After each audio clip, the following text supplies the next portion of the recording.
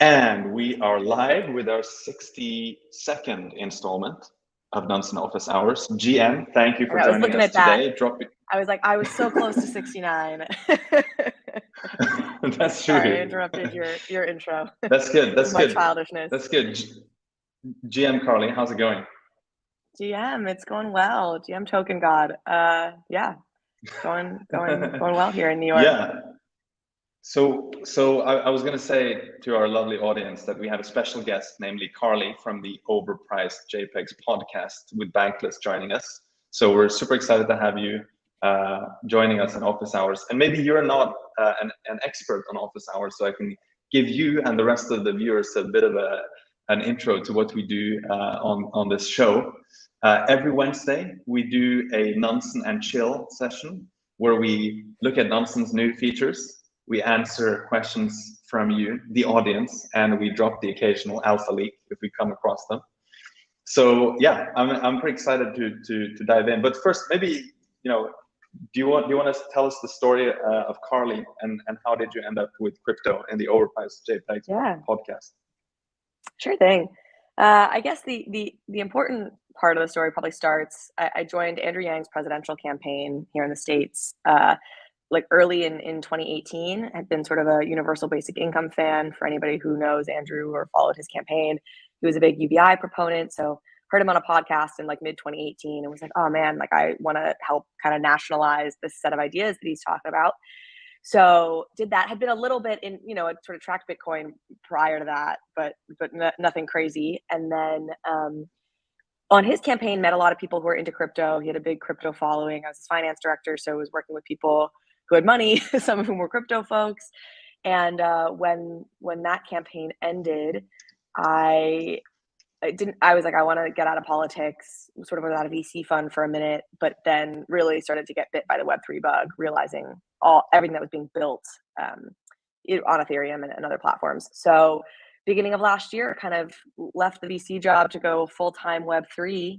And I work at a startup called Block, as well as doing the podcast, and got approached by the team at Bankless. If folks know Bankless, Ryan, Sean Adams, David Hoffman, they'd sort of known me from my Yang days and saw that I was, going deep down the Web3 rabbit hole. And we're like, hey, want to come host a podcast really on NFTs and the metaverse as part of our channel? And I was like, absolutely.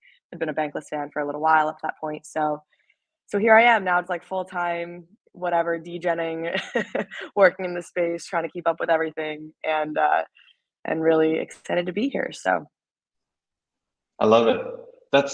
It's super cool. There seems to be some kind of connection with the Yang gang and crypto folks. Like, what do you think that comes from? Like, yeah, I've joked about this before, being like, the older I get, the more I don't know if this joke makes any sense to anybody, but it makes sense in my head. I'm like, the older I get, like the more I realize like I have like a specific personality and a specific wiring, because everything I do, I seem to find the same people from what I was doing previously. Like there is something, I think there's a certain way of thinking that dovetails with Yang. I think it's an optimism about technology, an optimism about the future and technological progress, coupled with sort of a practicality around what some of the consequences of technology are going to be. Like, I think his UBI pitch was all around, tech is great, but it's going to come at the cost of certain people's jobs, and we should be protecting those people whose livelihoods are going to be really disrupted by tech. And that's a very Web3 way of thinking in many ways, right? It's like, we're so excited for the future. We want to make the world better. But we're also sort of realistic at times about like, there's consequences to that, and we're compassionate towards the people who are going to be impacted by that. So that kind of combination, I think, is part of the wiring. But it is true. There's a way of looking at the world that that Web3 people have that I think Yang has too, which is why they were drawn towards his campaign. So yeah, I really like that point about technological optimism. That's kind of something that I also see as a kind of common element among crypto people, that there's so much like pessimism in a way, like when you think about the future of our generation, right? Like climate change, like things are, and like geopolitics, and of course now we have the war as well. And then crypto is this thing which is like, hey, there's this really exciting, bright future, which looks very different from today, right? And that's something to get really excited about. But it's pretty, yeah, it's also interesting with Yang how you get this duality where there's also challenges with automation. People might lose their jobs, right? Maybe one other question on that, just because it's really interesting. Do you see any kind of UBI project or element in crypto that you think is kind of worth paying attention to, or like, yeah, any what do you think about like crypto and how that can play a role in UBI? I totally do. In terms of, I think, that there's, potential for crypto to be used for UBI. You've got like Proof of Humanity, I think it's called. There's some projects out there that are trying to do that directly, like use crypto in a UBI capacity. But I also think there are interesting ways, something that Andrew talked about in the very beginning of his campaign, that we sort of were like, stop talking about this, you already are the weird candidate. Like, you can't do this while you're trying to, get known. But he talked about something called digital social credits. And the concept around that was creating kind of sub currencies within cultures that can incentivize things other than just like profit optimization.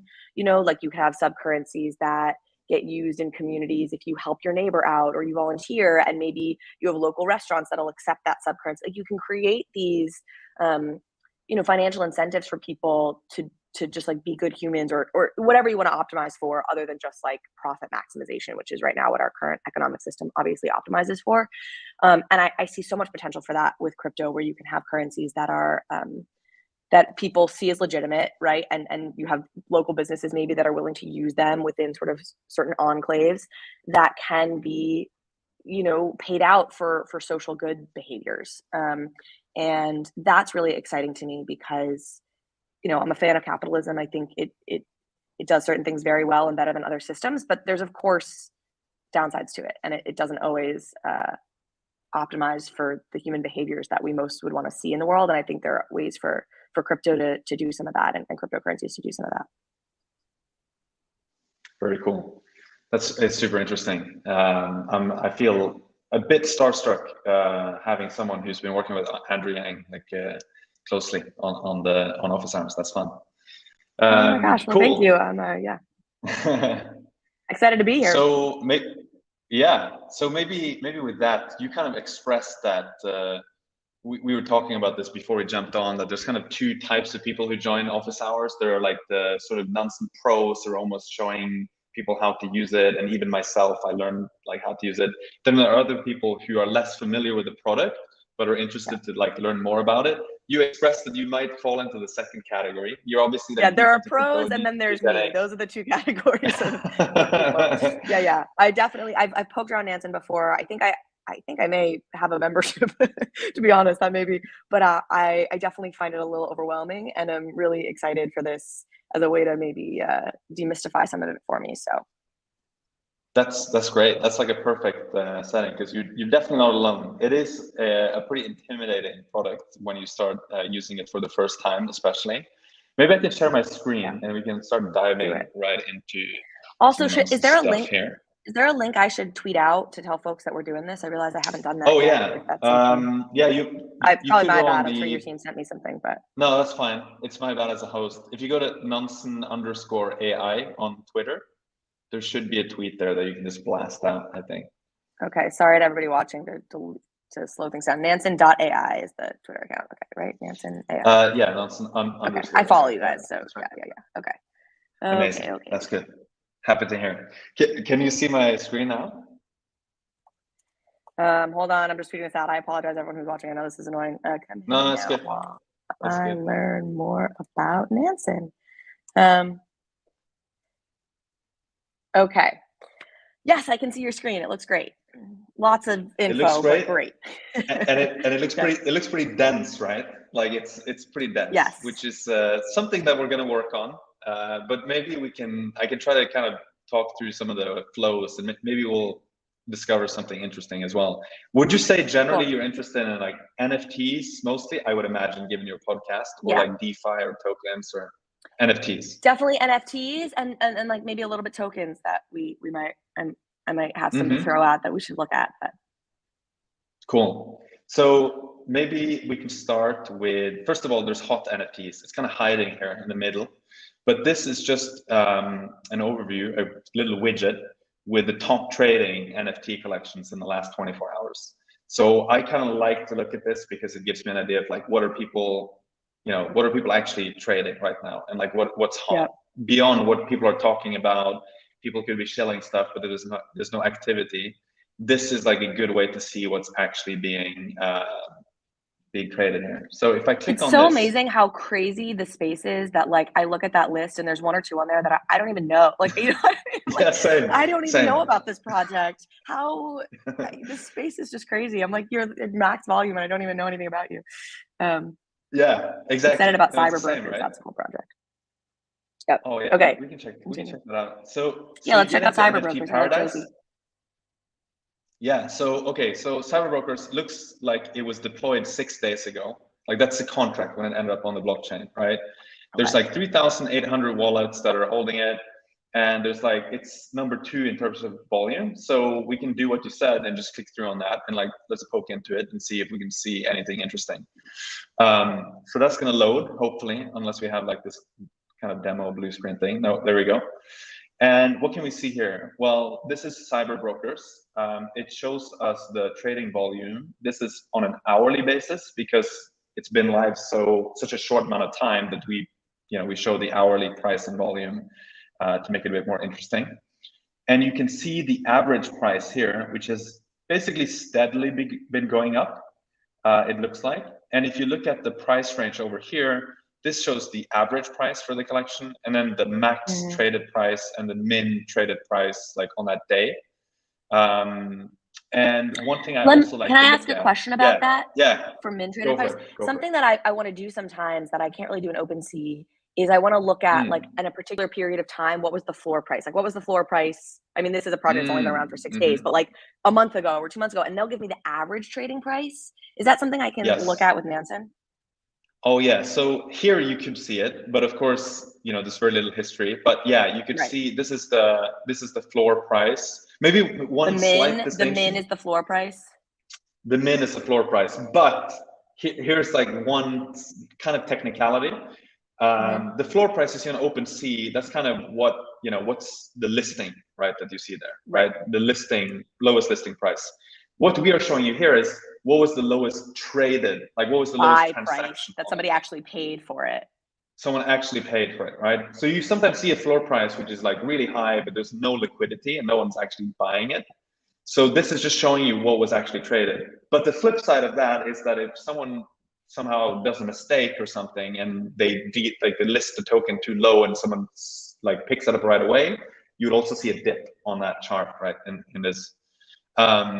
So I think to answer your question, like, yeah, so you could see that here. What we are working on is to make the time ranges more dynamic so that you could see basically, instead of just seeing this window, if you had like something like Bored Apes, you could zoom in on that time period that you care about, maybe December or November last year or whatever it was, and you could be able to see that. So we actually, just to maybe compare a bit how that looks like if you would do Bored Apes, which has a longer history, we will just show, I think, the latest something like month or we'll show the month here, and you can actually see some of those dips that I was talking about when people for some reason transacting. And yeah, you can see actually Bored Apes the last month, the floor or the min price has gone from like 97 and it's been trending downwards to the point where it's like 74 now. So you can actually the average price also, but as you pointed out, like the average price of course will be higher than the floor price, right? But I guess what you would want here is kind of like zoom out to maybe go back all the way to December. Yeah, exactly. Like, where was floor for Bored Ape? I don't, back in October, like, there are moments where I kind of want that comparison. So this is helpful to understand. Cool. By the way, like most of the team at Nansen watches office hours, so this is like a great place to drop stuff like that. Like I wish plug you'd done the products, the features that I want. No, okay. Yeah, exactly. To say like, hey, I would really like to have this. Like this chart would be a lot better if you had that, or here's a use case that I can't solve right now. So yeah, keep shooting out those definitely. Going back to CyberBrokers, just wanted to show you one other thing that I think is pretty cool. So this is kind of the market overview, right? But you can also look at the individual transactions here, and you have like here's a big 150 ETH transaction that was made, which we could look at afterwards. But you can also see what we classify as smart NFT buyers. So this guy, for example, Xiao.eth, bought a CyberBroker for 0.35 ETH on March 7th. That was mint so price. Yeah, that was the mint price. So he probably minted it. Or you're saying he bought it not on mint? Well, we can actually see if we now I click through and we can actually see what they did with that. But it was probably it's a good chance mint price for CyberBrokers. So I would assume, unless somebody was selling it for mint price on secondary. Yeah, they minted it. You can see it here. It came from the zero address, so they minted it. This one here. Here you see the transaction as well. Mint. Boom. So that zero address, that's an indication that they minted. If there was like an address there, right. It would have been they got it on secondary from another address. Okay, cool. That's right. You can also click through on the address itself, and we could look at like what else they're buying, and I think it will show more explicitly like that was a mint transaction. So it looks like this Xiao.eth, if that's how we pronounce it, is like pretty active, and they're what we have classified, or algorithms have classified them as a smart money NFT trader. That's why they have this little nerd emoji next to their name. This is like part of the thing that's very, very useful with Nansen, that you can kind of follow the smart money, right? So you can actually see it here. CyberBrokers, let's see if I would go, they're really active actually. So they've been buying a few more actually, 1.6 4 days ago. And actually, maybe I can show you a feature here to make this a bit easier. You can also filter. So you would just do like CyberBroker, right? And then we filter. Here you see all the transactions that they've made. And for some reason, it doesn't have a mint though. That's kind of weird. We have the CDP creator that sent it to them. And then we have, but we don't have the zero address.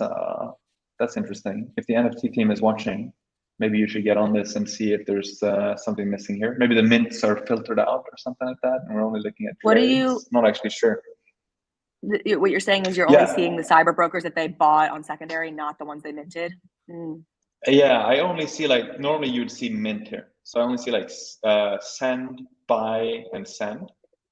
But we just saw this guy, right? That they minted from the zero address. So the only thing I can imagine is that there's something unusual about CyberBrokers, which is why it's not showing up here. Or there's a bug. It could be as well. But he definitely minted them, right? So yeah, the CyberBrokers, like, you know, it's like a totally on-chain thing. Not that should be impacting this, but that's, I feel like the CyberBroker claim to fame is they've got like all on-chain data and, you know, the artwork, et cetera, et cetera. I kind of want to check it out since you were mentioning it. So if I go back, I really like it's Josie Bellini, who's a very cool artist, and you know, it's been on this like steady, you know, upswing. I know these ones. These ones are really cool. The art's super really cool. Yeah, and Josie's cool and well known. And should I buy one? Like, how do we should see if do we have the rarity? I don't think we have the rarity for these ones. They're too new. I want to ask if you've bought one, but you might not want to disclose, and you don't have to. I haven't. I may end up doing it. I'm just like, now it's on this upswing. You know what I mean? So now I feel like I need to wait for its like hypiness to be a little bit less, and then I probably will buy one though. I should have bought earlier, of course. That's always the way, but it's hard. I don't know if you find this like. I have a job. Like, it's actually hard to, like, even with the job that I have, because I also have this block, you know, like just like fully all day long be like doing this stuff. I'm like, I don't even have time for that. I don't know how other people have time for it. What you could do, here's like a small tip, because I have to plug Nansen, right? So you could set up a smart alert. So if you find someone that, let's say this Chow.eth, right? They seem to kind of know what they're doing. I could like grab their address, so up here, and bring that with me to create a smart alert, which maybe I will say Chow.eth transactions or something like that. And I can say anytime they do an NFT transaction, like, or maybe just whenever they mint, because it looked like this person was minting, right? And I do trader wallet addresses, and I just paste in the one I just copied. I literally just grabbed it from the URL here. And now I have a notification every time this smart money wallet makes, actually, let's call it minting, like that. And then I can plug in like Telegram, Discord, or Slack and it's going to pipe notifications to me so that I That's don't cool. have to like, I can kind of feel like, okay, I can go about my day job, and then like, boom, the Telegram is pumping. Looks like Chow.eth is minting something. And so I might want to go and check that out. Although it might just make your problem worse. Like it might just get even crazier, right? Because you get notifications. I know. All the time. This space is so, it turns everybody, if you didn't have ADD before entering the Web3 world, you will have it after, right? Because of all the different platforms that you're getting pings on. Do you think that's the best way to kind of track opportunities like early? Like, is it, well, the problem with like minting, of course, is that you needed to get even in before then for the allow list and the rest of it. But is this sort of the best way that your team will kind of track projects early, is just like have a bunch of smart alerts on for different wallets? Yeah, smart alerts. So doing it for specific wallets is one way to do it. You could also do like NFT advanced, and so this is kind of like, here you get I'll show. This is pretty cool. So you select NFTs only, and then you go to advanced, and then you set minting, and then you say, hey, whenever a project has like 50 minters in 1 hour, I want to be notified. And you will then get notifications. So this is kind of like aggregating it. So you don't have to know about the addresses up front, right? And you can even say, actually, whenever there are like 5 notable minters, and so notable would be like smart NFT and minters. And actually, I haven't like tuned these parameters myself, but that's something you could do, right? If you get too many notifications with this alert, then you should probably up the threshold, and you will get less. But that could be one way to do it, where you would get notifications for mints. It of course it's tricky if there's like an allow list or whitelist to get in, which is kind of a thing that wasn't the case when you had Bored Apes or Hashmasks and so on, right? But now you have a bit more like whitelists. But yeah, this could be one way to do it. And then you could also just look at, maybe instead of minting, you could set up a notification if you wanted to, like, if there's something, let's say a penguin, right? Pudgy Penguin, which is my go-to project. If you wanted to get a notification if Pudgy Penguin starts pumping again, or if there's that's my hopium.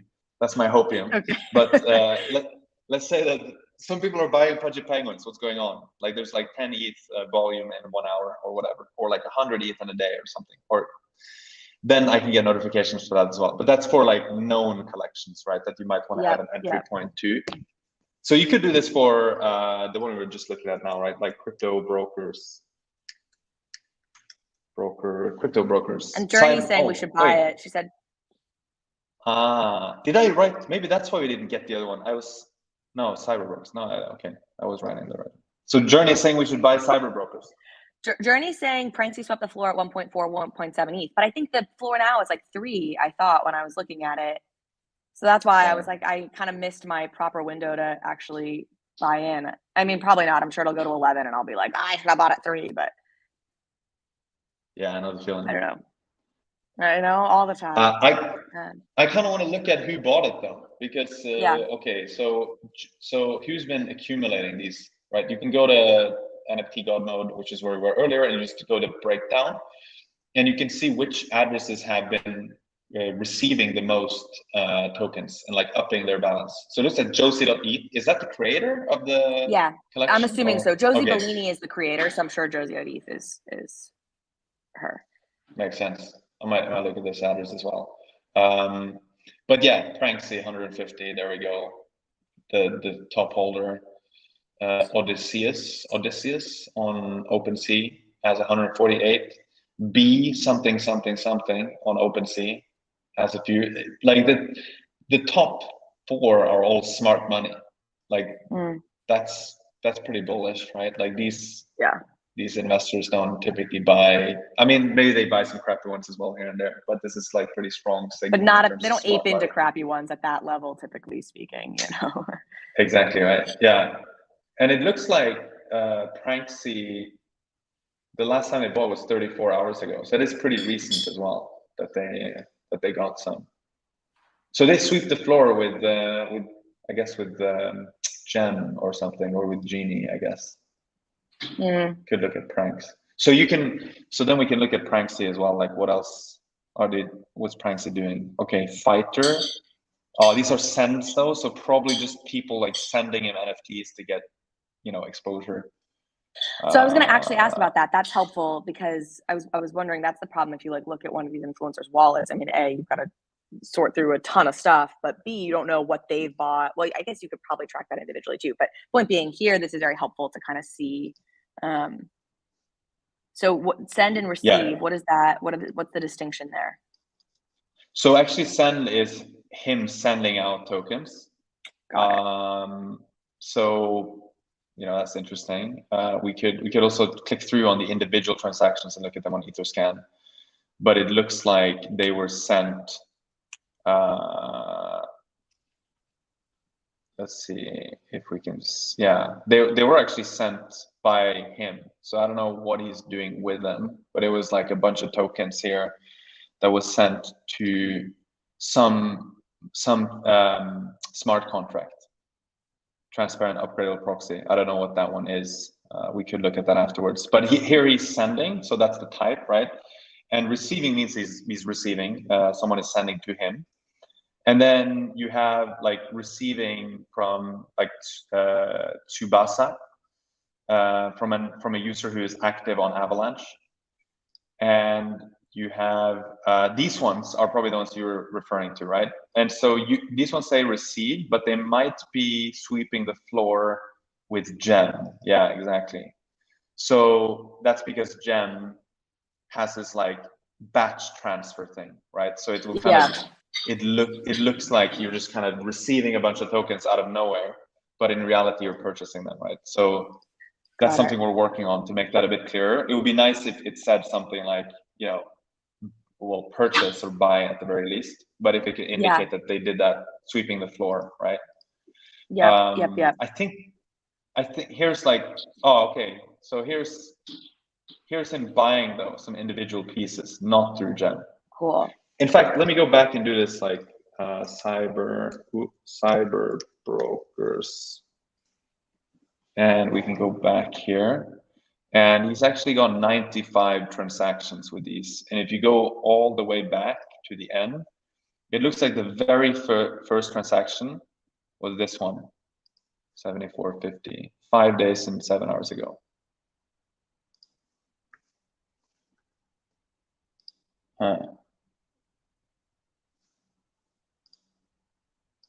Yeah, just wanted to check if it was still there. So that's him buying first individually. Cool. And then it looks like he started sweeping the floor afterwards. Cool. We're using Gem or Gem, not Genie. Okay. Cool.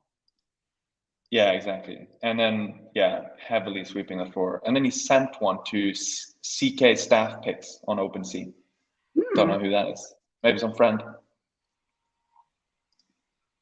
Yeah, so you can like dig pretty deep into this stuff, right? So but the idea is like it gives you an overview of like what Pranksy is actually doing, and it allows you to filter a bit more easily and look through their activity.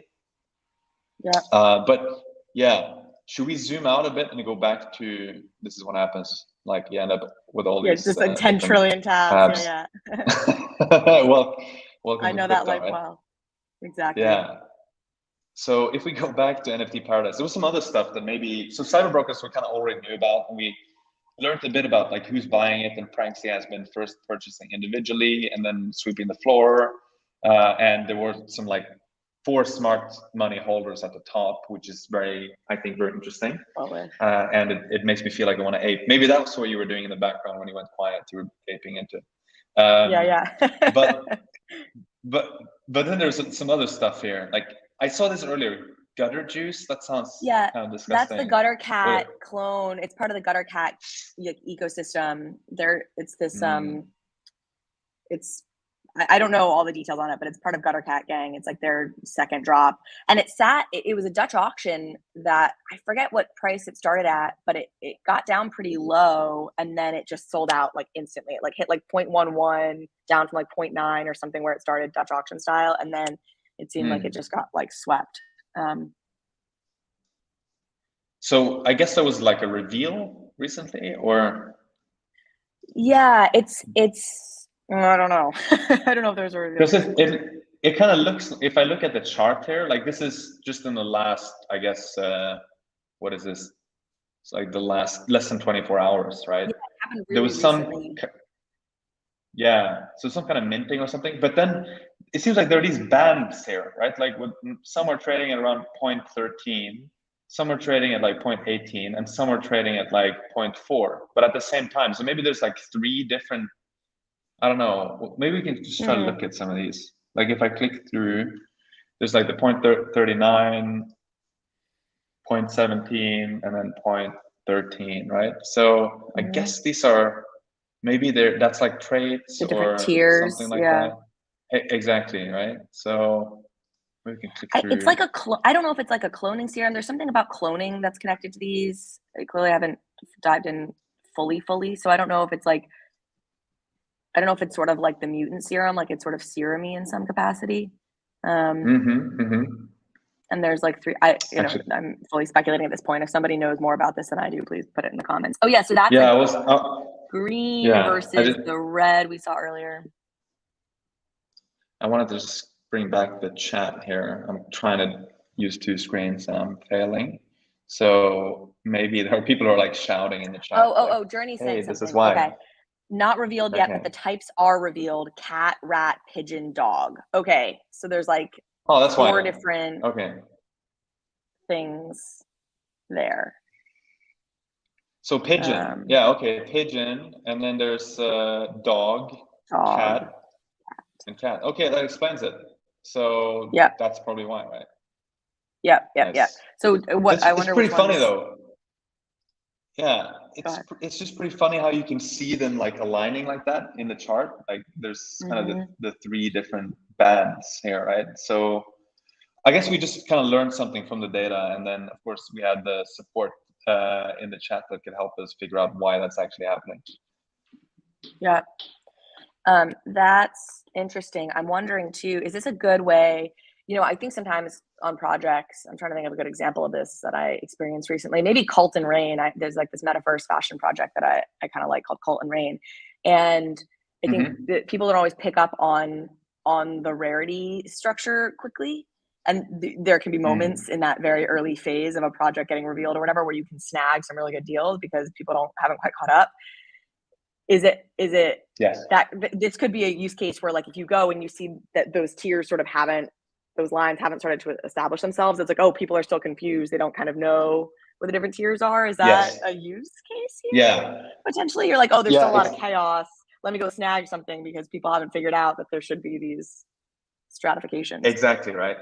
Exactly. Sometimes you can see stuff in the data that someone has understood, but not everyone, right? And then you can try to dig deeper on that. It's like, hey, why is this guy buying all these NFTs like above the floor price when everyone else is buying them at the floor price, right? When they haven't revealed it. And sometimes it's because they figured out a way to like maybe hit the endpoint of trades, or in the worst case scenario, they have some kind of insider information, right? But I don't know how much that actually happens. I don't think it happens that much with the most profiled collections, but you never know. But yeah, so I think that's the use case here. You could sort of try to look at just the pricing data and then figure out if there is something worth looking into. For example, here, we didn't know about that, and now we kind of got a clue, and then we figured it out pretty fast, right? What's interesting too is how like those bottom two tiers are so close in price, and then you have sort of a significant jump to that top tier, which I'm assuming is the cat juice, but like that's interesting. They're really valuing that higher. That's true. Why do you think it's the cat one? Well, it's Gutter Cat Gang. I don't know. That was just my hypothesis. You're right. Yeah. You're right.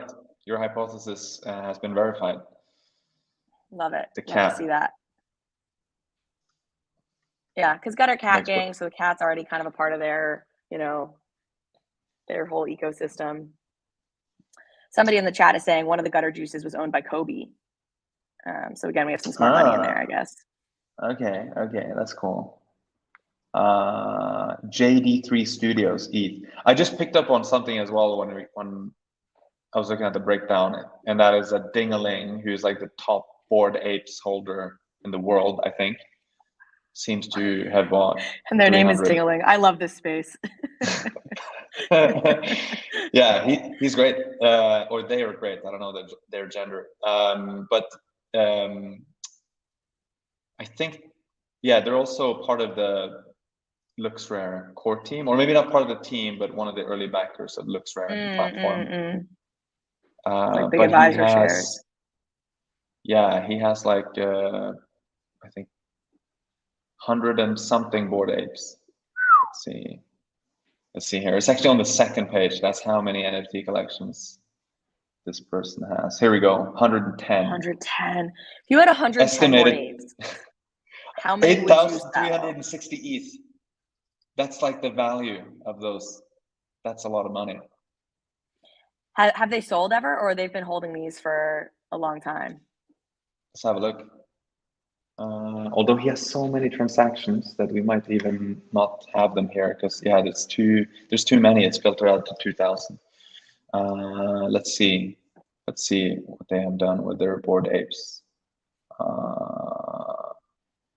If I look at realized, I think realized gains. No, there's no realized gains on Bored Apes. Oh my god! So I think he never sold any. Is that accurate? That seems kind of crazy. How rich do you have to be to own 110 Bored Apes and never have sold any? Yeah, that's nuts. If we look at Bored Apes, let me go back here and look at their NFT collections again. Bored Ape Yacht Club, and I'm kind of curious if he's still on top, because I think someone else was like ganging up and buying a bunch of Bored Apes in some kind of DAO, and then I think he started accumulating more to reclaim the top spot. Yeah. Here is this Journey Club.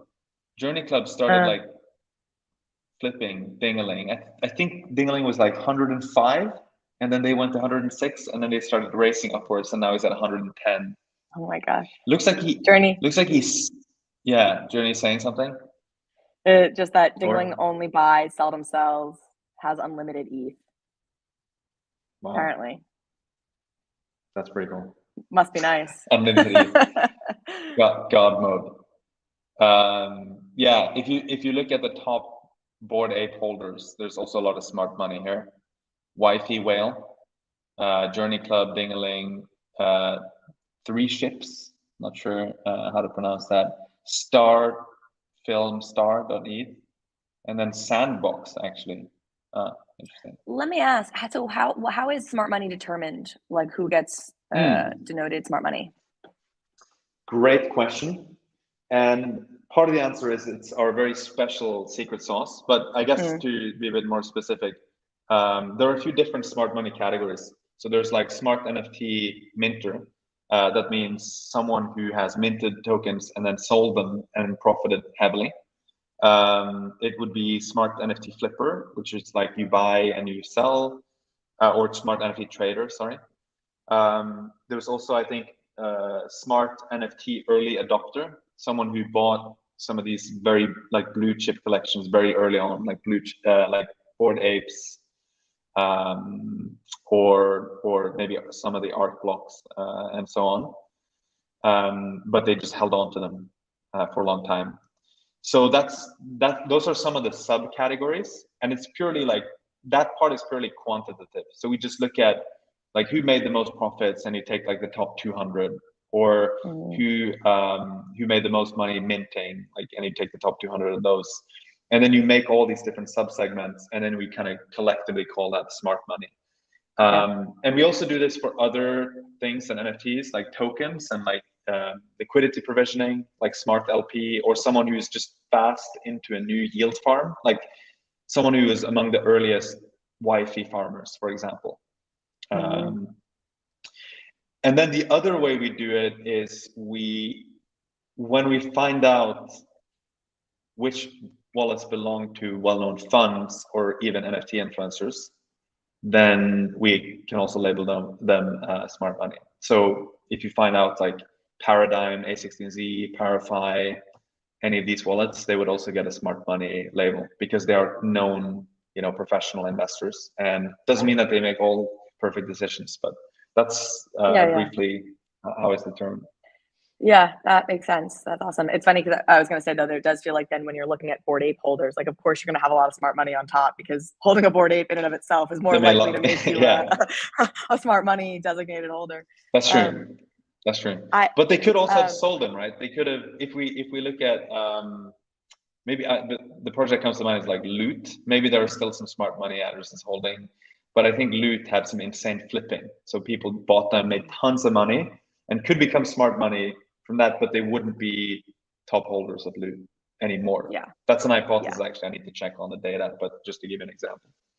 Yeah, that makes sense. Somebody's asking, do y'all have the crypto A16Z wallet? Yeah, there's several. We do have some of them. Maybe that's a good chance to kind of break out of the NFT filter bubble there. So if we look at smart money, right, we can actually, if I look at this one here, smart money token holdings. So we cannot claim, of course, that we have all of A16Z's wallets, right? And it's the same with any crypto fund. However, if you go to smart money, this is a pretty cool dashboard, which has, for example, DEX trades. Like just in the last minutes, you see certain smart money wallets making trades. Like here's someone trading wrapped ether for Matic, for example.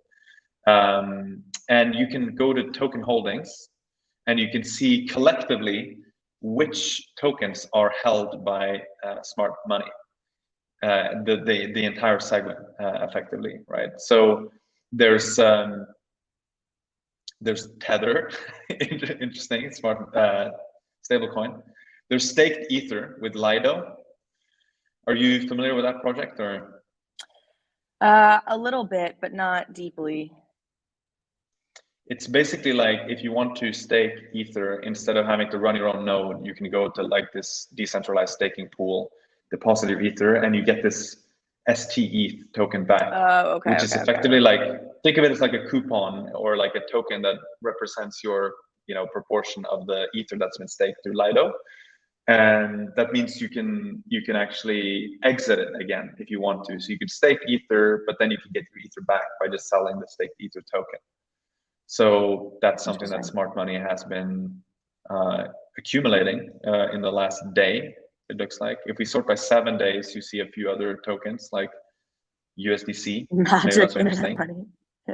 Yeah, Magic Internet Money, MIM, and a few other ones. So this is pretty cool. But the point that what you asked about is like A16Z, for example. And so here you see some of the, it's obviously a small portion, right, of their total funds, because number one, we can never really have 100% of all their funds wallets tracked. That's just not feasible. Number two, a lot of their funds will also just be like, in contracts. They haven't been issued yet. If they have like vested tokens and stuff like that, right? That's just in legal documents, effectively.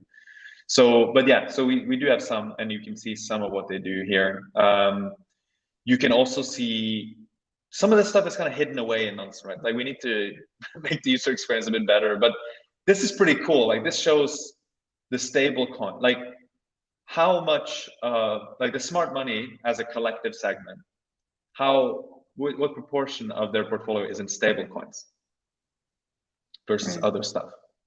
So this, you can maybe think of as like a risk on, risk off gauge, right? Like if it's high, that means they have more stable coins, which means they're taking a bit more risk off, right? Yeah. And it's actually almost at a, like not all-time high, but it's at the highest, almost at the highest this year. It was only higher back in oh, sorry, this is actually 1 year. It's more than 1 year. It's since January 2021. So the only point really that was higher was like June 2021. Yeah. So that's pretty high, and it's worth noting with regards to like the macro sentiment. I'm trying to think what was happening in June of last year, because that's such a funky little part of the chart where it was like it spiked up really fast and then it dropped really fast. Yeah. And, I don't know what what was happening in June to kind of to do that. Hey, I have a thing. If we want to go back to NFT land, we don't have to do it. I know we have a few minutes left, but There are two projects that were really popular like last week. Of course, they're not even in the top volume now because this space is nutsy. But there's a project called Starcatchers, and then there's a project called Wonderpals. And I find their art and their vibes to be like very similar. And they both were like super popular last week, and what I'm sure they're still doing decently well. And I'd be curious like how you could use Nansen to kind of compare the two. If you're like looking at the art being like, I don't know, these are the same projects. What could we maybe see in the data that would say do one over the other? I love that. You said Wonderpals, and the first one was? And Starcatchers is the second one. Let's see if I can find that. This one, yeah, Starcatchers. Yeah. Okay, cool. Let's do a compare and contrast of Wonderpals and Starcatcher. Okay, so Wonderpals looks like it has been around for a while, right? Like it's been around for like deployed 12 days ago. Yeah. Yeah, 12 days. Yeah, okay, you're right. You're better than me at using Nansen.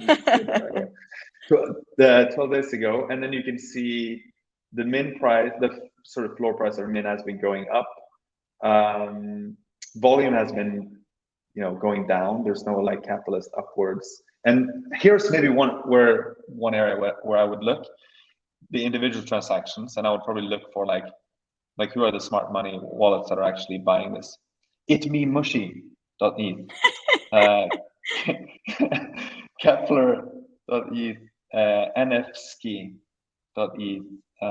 what else? Defets.eth, allc.eth, and Jojo Chu on OpenSea. Okay, and we can also do something similar on the breakdown. But maybe let's start with that, right? So we look at Starcatchers. Okay, volume also has been dropping. Looks like the floor has generally gone up, but like steadily, not pumping. Kind of similar to Wonderpals. Again, these projects look the same to me. I mean, Wonderpals had the dip, but it looks really similar, doesn't it? It does, yeah. They're even like at the very same price range. Can we let me just pop these up on OpenSea? Yeah, I want to look at them so people can have a sense. Also look at the art. They're both just like cute. Exactly. They're like cute, so that kind of like they kind of doodle like, right? Cool cats like, and they both did a ton. If we'd been looking at the volume chart on Nansen last week, they both would have been in the top 10 volume wise. And I was just like, I don't know, they just feel, and this is not to knock on the projects because they but they feel similar, they feel cutesy, and I was sort of like, how do I even distinguish one from the other if I were gonna buy one? Yeah, it's a good question. So let's see. Okay, now we kind of look at the macro, smart money on Starcatchers. Yeah, let's see smart money on Starcatchers. So this is interesting. Yeah, well, when did they deploy? Right? Wait, can we see when Starcatchers deployed? Man, it's like almost exactly the same timeline though. Same project. Right? It's the same. Is that meme? Like they're the same picture. Well, what's interesting is that Wonderpals had more smart money in the beginning, and Starcatcher seems to have more smart money. Oh, Elu, that's Elu's Cool Cat. So Elu is one of the Cool Cat founders. Okay. Which is interesting because again, similar look to me.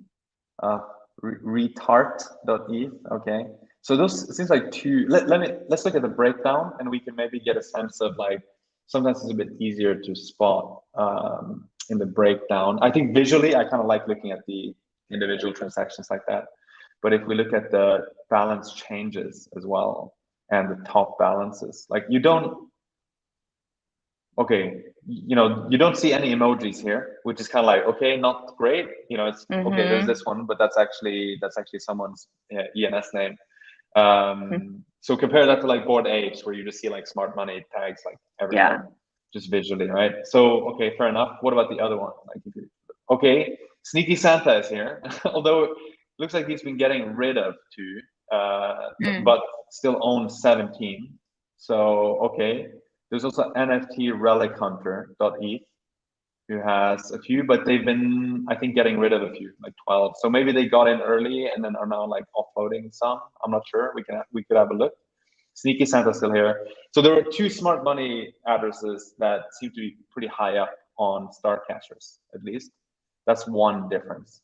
And so it could be interesting to figure out like, what are they doing? Are they selling them now, or because then it might be dumping on you, right? Like if you want to buy it.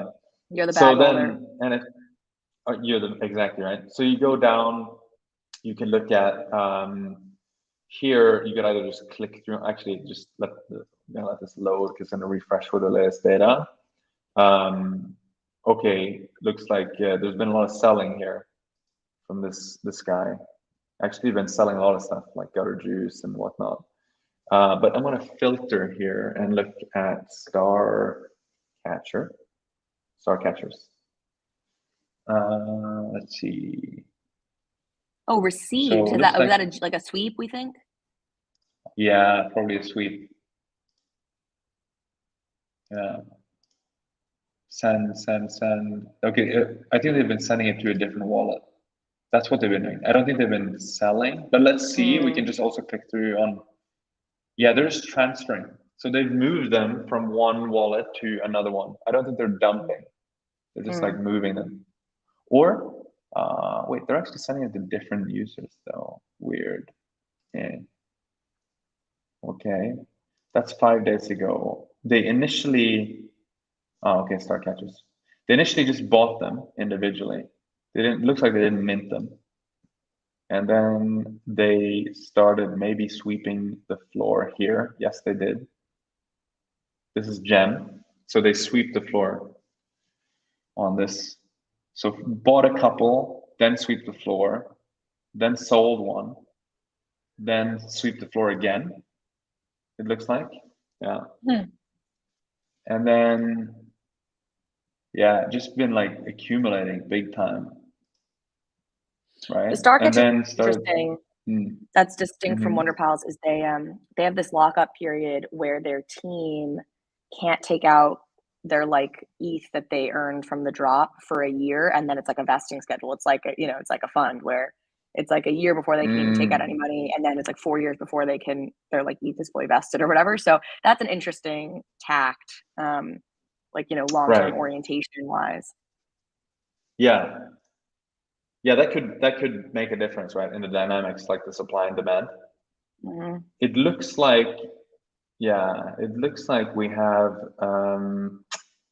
cells here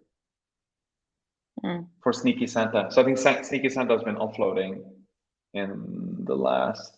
So neither, I don't own either, wasn't planning on really buying either, but it was an example of like, how could I use data to distinguish between these two projects when the art, is sort of undistinguished to me, and that's interesting. Yeah, so you what you can get a sense of right away is like who is actually buying, right? So you get a sense of like who are the top influencers and who might be the key people that you should be aware of that might be buying it. One more thing, which is pretty basic, but it could be worth looking at for some of these communities to understand like how big they are. It's just how many different people like own these NFTs. So if you click on hodlers, you can see how many unique addresses. And Starcatchers like 5,500. That's pretty high, but whoa, this one, Wonderpals. They're both really high actually. This is, but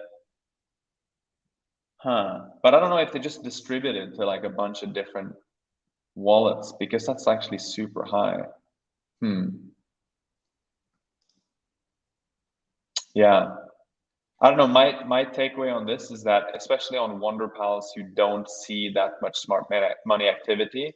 On Starcatchers, you at least see 2 smart money addresses, but one of them has started offloading. Sorry for mentioning that on the stream, Sneaky Santa. So that might be more like flipping activity, right? Yeah. So not totally bullish. So buy CyberBrokers, probably smarter buy. My only thing with CyberBrokers is because you had that Pranksy sweep, it feels like likely that is pumping it in the short term here that may not last. So like anytime there's like something people publicly know, I don't know. Yeah, I mean, it depends on your horizon too, right? Like, are you buying to just flip it tomorrow? Like in that case, yeah. And I mean, of course, you really never know. Like, it's hard to say, like, hey, you should buy CyberBroker. It's gonna pump tomorrow. But when you have that quality of holders behind it, I think it's unlikely they would just turn around and dump their tokens. Totally. Like, Same with like, it's more the other same people with like who buy Dingaling. in because like Pranksy bought in and then they buy in and then they want to flip and Exactly. then that's more I think what tends to happen. I'm not worried about Pranksy dumping CyberBrokers anytime soon. But the other people, the people who bought in right after they saw him buying it, is more like I've got caught in that before when Gary like, I don't know, he was like, pumps a thing and I buy, and then I'm at the top because everybody bought because Gary bought. Yeah, that happens, right? I mean, yeah, I think I bought the Azuki top, by the way. So yeah. Oh yeah. That's nice. Azuki's cool though. I actually am putting out, I'll plug my podcast as we wrap up here, which is I host a show called Overpriced JPEGs on Bankless. And the Azuki thing, I haven't put out the episode yet, but I'm friends with Zeneca33, if folks know Zeneca, good influencer. And I was like, man, I need to understand why Azuki did what, like, broke sort of all the norms and like has just been this kind of crazy project. So he put me in touch with somebody who's like deep in the Azuki community. And I just spent like 40 minutes being like, okay, this, like, explain this, tell me this, like, why did that happen? You know, tell me more about Azuki. So I'll probably put that episode out this week or next or something for anybody else who's like, I need to understand the Azuki phenomenon. So anyways, that'll be super cool. JPEG. Yeah, subscribe. I want to watch or listen to that episode on Azuki's. I think it's a great case study. Thanks so much, Carly, for coming on the show. It was great to have you here. And it's been pretty fun, actually, I have to say, just like digging through these projects with you. Yeah, I wish we could spend more time doing it, but you're welcome to come back anytime soon. And do you feel like you have a better understanding of like how you might be able to use Nansen now for your NFT adventures? Totally. I also think like realizing when I was first using Nansen, I was that much newer to the whole the whole NFT / Web3 ecosystem in general. And I think it's hard, as I'm a much more kind of mature and evolved human in this space. Like, I want to go back now, so many of the projects that I have, I want to go back and see who the other holders are and look at the smart money, or, some of the projects that haven't gotten a lot of buzz, but that I'm interested in, like, who else, is there other smart money? Is there smart money holding it or not? So for sure, I will go and play around probably today at some point. Amazing. So the call to action is to basically tune into your podcast. What else? Like, where can people find you on Twitter, for example? Carly P. Reilly. So you see my name on here, add a P in the middle there. That's my Twitter. But yeah, subscribe to Overpriced JPEGs. That's the ask. We just set up, I've been on the Bankless YouTube feed. We just set up our own Overpriced JPEGs YouTube sort of channel. So I don't know if anything's on there yet, but you can go subscribe to that too. We're Bankless. Super cool. We love Bankless. Yeah. Thanks so much for having me. Yeah, this we was love a blast. Bankless. I appreciate it. Yeah, it was super fun. Thanks for coming. So thank you everyone for watching the discussion and the adventures digging into NFTs. If you had fun, then please give our video a thumbs up and share with your friends. Remember to subscribe to our channel, turn on the notifications so you don't miss any alpha leaks. Thank you very much. Thank you, Carly. And we will see everyone next week. Take care. Bye-bye. See you next week. Bye. Thank you.